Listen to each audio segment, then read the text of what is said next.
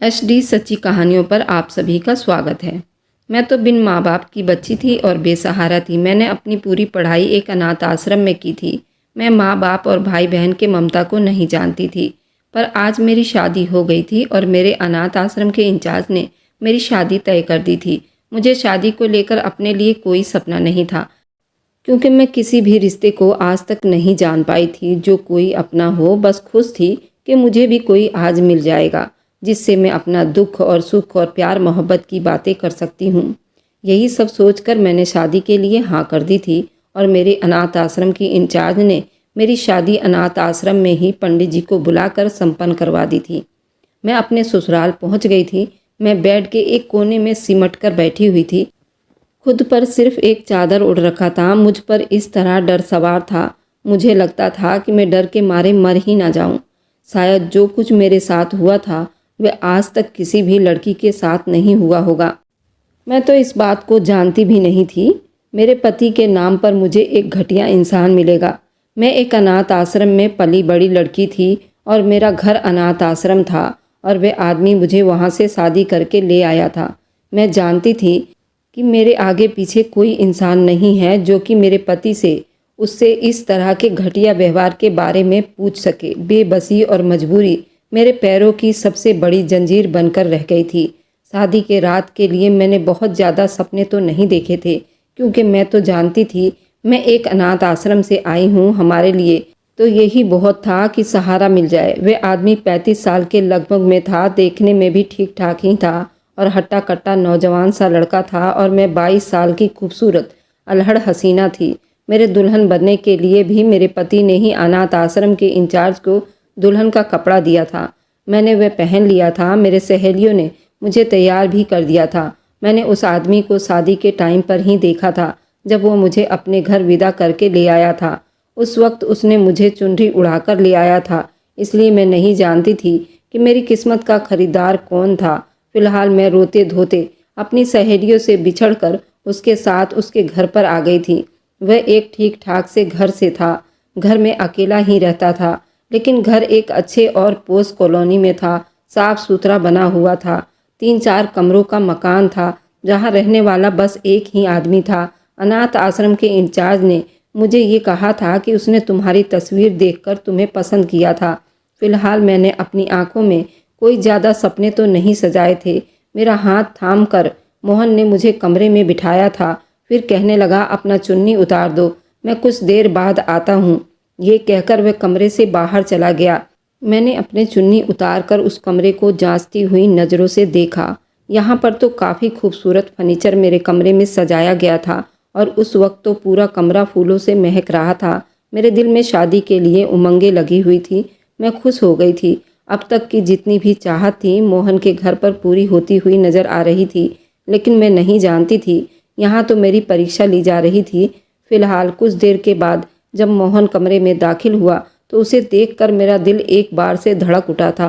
वह सांवली रंगत वाला था। बदन नैन नक्श इतना खास नहीं था, लंबा चौड़ा था, बॉडी अच्छी थी। मेरा दिल तो जैसे पसीज कर रह गया था। मुझे लगा था अनाथ आश्रम के इंचार्ज ने मेरे साथ बहुत बड़ी धोखेबाजी कर दी है, लेकिन फ़िलहाल मेरी किस्मत थी और मैं अपनी किस्मत से लड़ नहीं सकती थी। माँ बाप नहीं थे जो मेरे रिश्ते की बात करते। तस्वीर दिखाकर ही मेरी रजामंदी पूछ रहे थे। अनाथ आश्रम में तो जैसा रिश्ता आ जाए बस लड़कियों की शादी कर दी जाती है।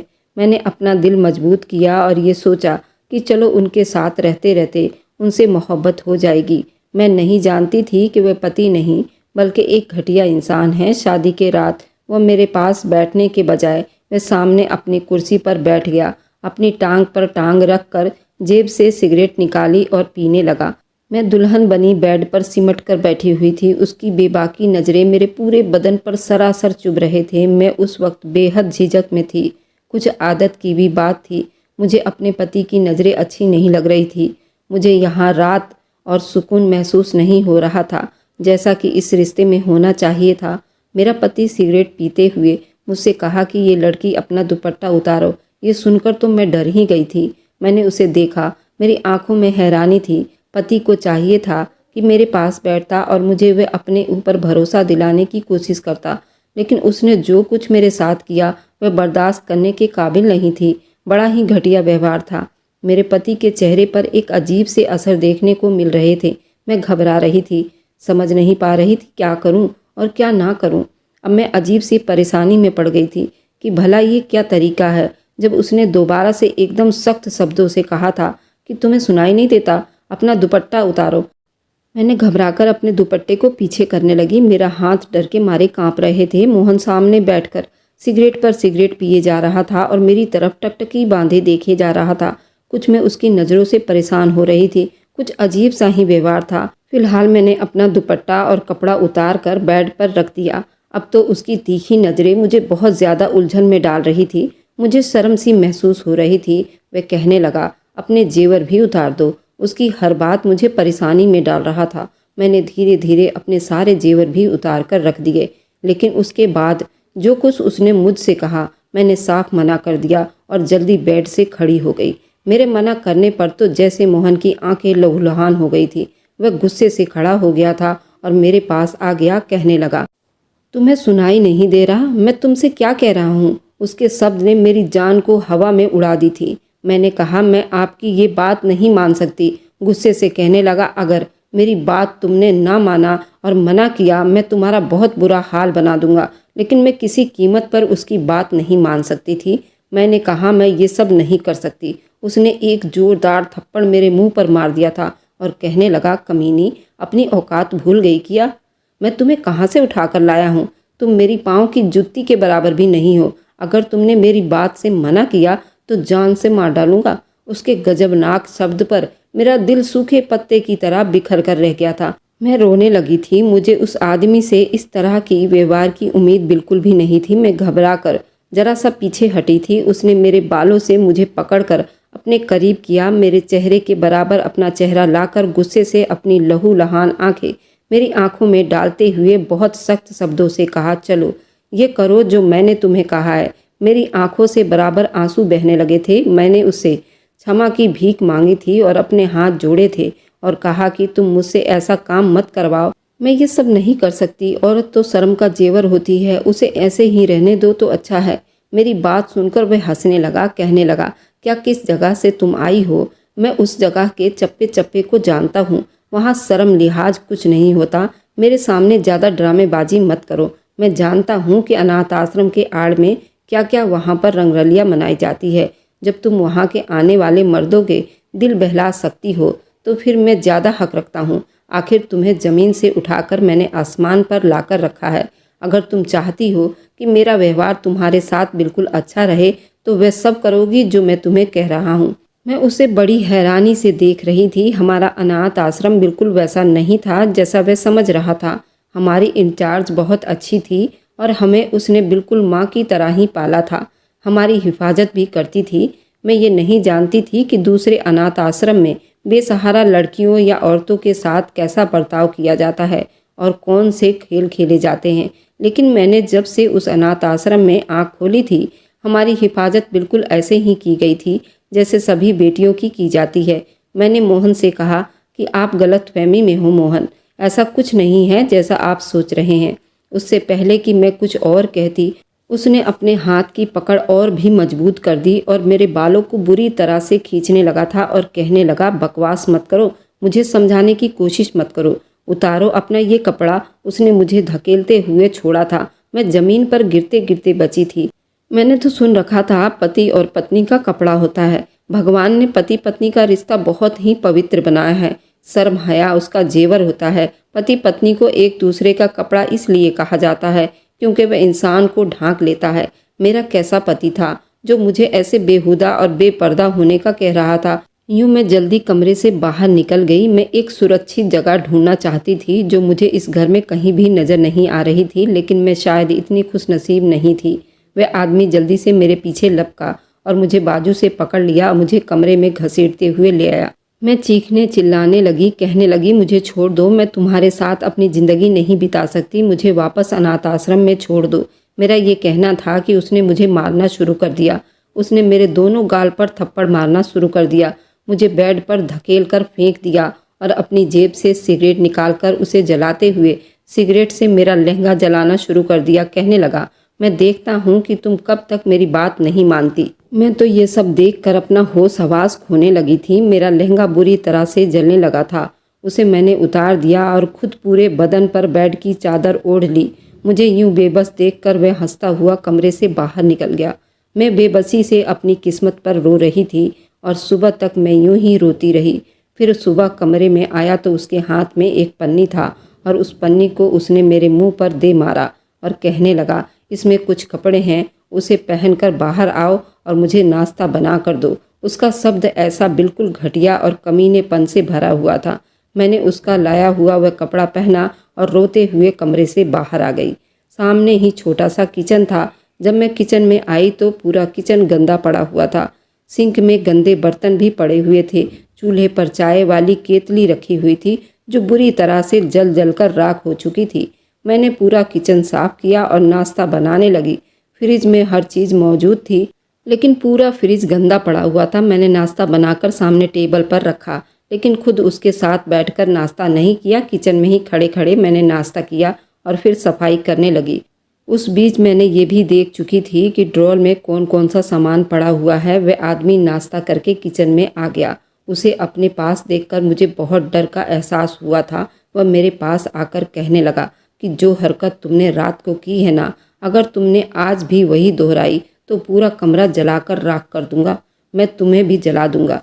ये सुनकर तो मैं अगला सांस लेना ही भूल गई थी। ये कहकर वह कमरे से बाहर निकल गया। जब मैंने खाना बनाकर किचन से बाहर आई तो वह घर में नहीं था। मैंने एक सुकून का सांस लिया था, लेकिन रात के बारे में सोचकर मेरा दिल डर से घबराने लगा था। मैं अब तक समझ नहीं पा रही थी कि ये आदमी ऐसा क्यों कर रहा था। अगर उसे जुल्म और अपने सितम का निशाना बनाना ही था तो एक बेसहारा लड़की को क्यों। मैं तो बेचारी बचपन से ही दुख सहती आई थी। मैं तो किसी भी रिश्ते को नहीं जानती थी। माँ बाप भाई बहन ये सब कैसे होते हैं और उनके साथ ज़िंदगी कैसे बीतती है, मुझे तो मालूम ही नहीं था। फिलहाल मैंने सोचा कि मुझे घर से भाग जाना चाहिए। न जाने ये आदमी रात को मेरे साथ क्या हैवानियत करेगा। इसलिए मैं अपने कमरे में गई। छोटे से बैग में अपने कुछ कपड़े डाले जो सुबह ही वह लेकर आया था और बाहर जाने लगी। जैसे ही मैं मेन गेट खोलना चाहती थी, मेरा होश उड़ गया, क्योंकि गेट के बाहर ताला लगा हुआ था और पूरा बंद था। घर में कुछ भी ऐसा नहीं था मैं जिससे बाहर जा सकती थी। दीवारों के ऊपर भी उसने बड़े बड़े कांच के गिलास लगा रखे थे, जिस पर चढ़ना मुझ जैसी लड़की के बस में बिल्कुल भी नहीं था। मैंने सारे कमरों की खिड़कियां खोल खोल कर देखी, लेकिन सब लोहे का जंगला लगा हुआ था। मुझे लगा जैसे मैं एक कैदी हूँ। मुझे अपनी किस्मत पर बहुत रोना आ रहा था। रोते हुए मैंने रात का खाना बना लिया था और जब वह आदमी घर के अंदर दाखिल हुआ, मैं डर के मारे अपने कमरे में जाकर दरवाज़ा लॉक करके बैठ गई। मैं उसके आने से पहले ही खाना खा चुकी थी। मैं उसका सामना नहीं करना चाहती थी। मुझे उससे डर महसूस हो रहा था, लेकिन 10 मिनट ही मुझे हुए थे जब मेरे कमरे का दरवाज़ा उसने ज़ोर से खटकाया कि मेरा दिल ज़ोर ज़ोर से धड़क रहा था और बड़े गुस्से वाले शब्दों से उसने कहा कि दरवाज़ा खोलो वरना दरवाज़ा तोड़ दूंगा और तुम्हारा वो हश्र करूंगा, याद करोगी किसके साथ तुम कमरे में बैठी हो, कौन है कमरे में तुम्हारे साथ। ये सब सुनकर तो मेरे होश ही उड़ गए थे। जिस तरह की हरकतें उसने रात को की थी, मैं इस डर की वजह से मैंने जल्दी से दरवाज़ा खोल दिया था। उसने मुझे बड़ी हैरानी से पीछे धक्का दिया था और कमरे की तलाशी लेने लगा। कभी बेड के नीचे, कभी पर्दों के पीछे, यहाँ तक कि अलमारी खोल कर भी देखने लगा। मैंने कहा, आप कैसी हरकतें कर रहे हैं, यहाँ कोई नहीं है। वह कहने लगा, फिर दरवाज़ा क्यों बंद करके लॉक करके अंदर बैठी थी। तुम मुझसे झूठ बोल रही हो। ये कहते हुए वो वॉशरूम में चला गया। शायद वहाँ देख रहा था। मैंने किसी को वहाँ तो नहीं छुपा रखा। मैं समझ गई थी शायद ये बहुत ही सक्की मिजाज का आदमी है। पूरा कमरा देखने के बाद कहने लगा, अगर मैंने यहाँ किसी भी अनजान आदमी को देखा तो तुम्हारे टुकड़े टुकड़े कर दूंगा। ये कहकर वह कमरे से बाहर चला गया। रात को उस आदमी ने फिर से मुझसे वही बात की थी जो मुझे मेरी ही नज़रों में गिराने के लिए काफ़ी था। लेकिन इस बार मैंने उससे बहस नहीं की, क्योंकि मुझ में मार खाने की इतनी हिम्मत नहीं थी। और हैरानी की बात तो ये थी, मेरा पति कमरे से बाहर निकल कर चला गया था। उसने अब तक मुझे छुआ तक नहीं था। अब तो ये हर रोज़ होने लगा था। वह आदमी मुझे बिल्कुल बिना वस्त्र के करके बाहर चला जाता था। पूरी रात कमरे में नहीं आता था। हमारे घर में रात को चोर घुस आए थे। मैं उस वक्त गहरी नींद में थी जब मुझे कमरे के बाहर शोर सा सुनाई दिया। मुझे लगा जैसे मेरा पति किसी से लड़ रहा है। जैसे ही मैं कमरे से बाहर निकली, सामने 2 आदमियों को अपने पति के सर पर बंदूक रखते हुए देखा। मेरा पति जख्मी हालत में था। ये देखकर तो मेरी हालत ही खराब होने लगी थी। मैं जल्दी से अपने पति के पास चली गई। उन चोरों को कहने लगी, मेरे पति को कुछ मत करना। उन्होंने तुम्हारा क्या बिगाड़ा है और तुम लोग हमसे चाहते क्या हो? अगर तुम अपने पति को सही सलामत चाहती हो, जो भी जेवर और पैसे तुम्हारे पास हैं वह हमें लाकर दे दो। मैं जल्दी से कमरे में चली आई। अपनी अलमारी का लॉक खोला। उसमें कुछ कैश था, थोड़ा बहुत जेवर था जो कि मेरे पति ने मुझे शादी पर चढ़ाया था। मैंने वह सब लाकर उन चोरों के हवाले कर दिया। उन्होंने पैसे लिए, वहाँ से चले गए। मैं रोने लगी, बार बार अपने पति का चेहरा और हाथ देखने लगी। कहीं उसे ज़्यादा नुकसान तो नहीं पहुँचा, क्योंकि वह शायद उन चोरों से लड़ रहा था, इसलिए उसके चेहरे पर जख्म थे। होठों के नीचे खून भी बह रहा था। मैंने अपने दुपट्टे से उसका चेहरा साफ किया। रोते हुए उनसे पूछने लगी, आपने क्यों उनसे लड़ाई की, वह भी थोड़े पैसों के खातिर? मेरे लिए ना तो पैसा अहमियत रखता है, ना ही जेवर। अगर आपको कुछ हो जाता तो मैं क्या करती? पहली बार मुझे एक टक देखे जा रहा था, जैसे उसे मेरी बातों पर यकीन नहीं आ रहा हो। कहने लगा, तुम्हें मेरी इतनी परवाह क्यों हुई? मैंने कहा कि इसलिए कि आप मेरे पति हैं। मुझे आपकी परवाह नहीं होगी तो और किसको होगी? मेरी बात सुनकर उसके चेहरे का रंग एकदम से उड़ गया था। वह जल्दी से अपने कमरे में चला गया, दरवाज़ा बंद कर लिया। लेकिन उस रात में बहुत बेचैन रही। बार बार मेरा दिल यही सोच रहा था और डर रहा था कि अगर पति के पास उस वक्त ना पहुंचती तो वह चोर मेरे पति के साथ न जाने क्या कर बैठते। बेशक मेरे पति ने मेरे साथ जो भी कुछ किया था, अच्छा व्यवहार नहीं रखा हो, जितना जलील मुझे कर सकता था किया हो, उसने मेरे साथ ऐसा क्यों किया? वजह तो मैं भी नहीं जानती थी, लेकिन जो कुछ मेरे साथ हो रहा था वह गलत था। उसके बावजूद भी मैंने उसके साथ अच्छा ही व्यवहार रखा था। उसकी पसंद का खाना बनाती, पूरा दिन उसके काम करती थी। कभी ऐसा नहीं होता था कि उसे किसी चीज़ की ज़रूरत हो और मैंने वह पूरी ना की हो। मैं जानती थी कि मेरा पति शक्की मिजाज का है, इसलिए मैं तैयार बिल्कुल भी नहीं होती थी, बल्कि बिल्कुल साधारण रहती थी। अब तो मेरे पति का व्यवहार भी कुछ बदल सा गया था। वह बहुत चुप चुप रहने लगे थे। मेरे कमरे में बिल्कुल भी नहीं आते थे। एक बार मैं किचन में बर्तन धो रही थी, किचन की सफाई कर रही थी। अक्सर मैं रात को ही पूरा किचन साफ करके सोया करती थी और उस वक्त मेरा पति चाय का भी कह देता था, लेकिन आज वह बहुत चुप चुप था। मैं सिंक में रखे गंदे बर्तन धो रही थी। जब वह किचन में आया, मैं समझ गई थी उसने चाय पीनी है, इसलिए मैंने जल्दी से चूल्हे पर चाय का बर्तन चढ़ा दिया, क्योंकि मैं उसका हर काम उसके कहने से पहले कर दिया करती थी। ये देखकर वह कहने लगा कि ऐसा करो, जाकर आराम करो, मैं अपने लिए चाय खुद बना लूँगा। मैंने कहा कि नहीं, मैं बना देती हूँ, वैसे भी अभी मुझे किचन को साफ भी करना है।